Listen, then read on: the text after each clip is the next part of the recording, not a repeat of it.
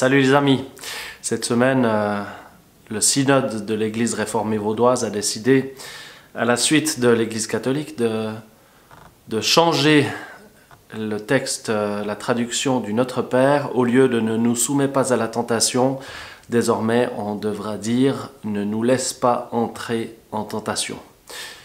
C'est vrai que ne nous soumets pas à la tentation, ça donne l'image d'un Dieu qui met à l'épreuve, un Dieu qui est à l'origine de la souffrance, un Dieu qui, dans une espèce de pédagogie, c'est ce qu'on a entendu des fois, soumet ceux qu'il aime, châtie ceux qu'il aime, ce genre de truc. Vous avez certainement entendu des gens autour de vous qui disent tout à coup, au moment de vivre quelque chose de difficile, « Mais qu'est-ce que j'ai fait à Dieu pour mériter ça ?»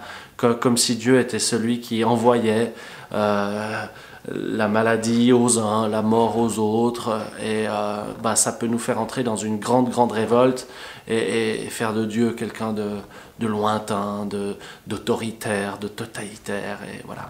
Et donc Dieu, du côté de la vie, Dieu qui n'est jamais compromis avec le mal, Dieu qui au contraire, le mal il le traverse, il le vit.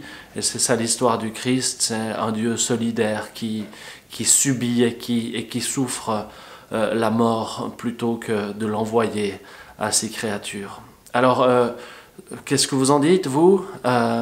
Dieu nous soumet-il à la tentation? Dieu nous envoie-t-il le mal et la souffrance? Ou alors au contraire, Dieu est-il celui qui souffre avec ceux qui souffrent, qui lutte avec ceux qui luttent?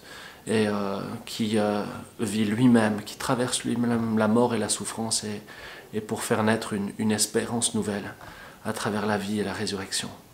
Qu'est-ce que vous pensez de ces changements de traduction du Notre Père? Ça nous intéresserait de vous lire, et en attendant, on vous embrasse.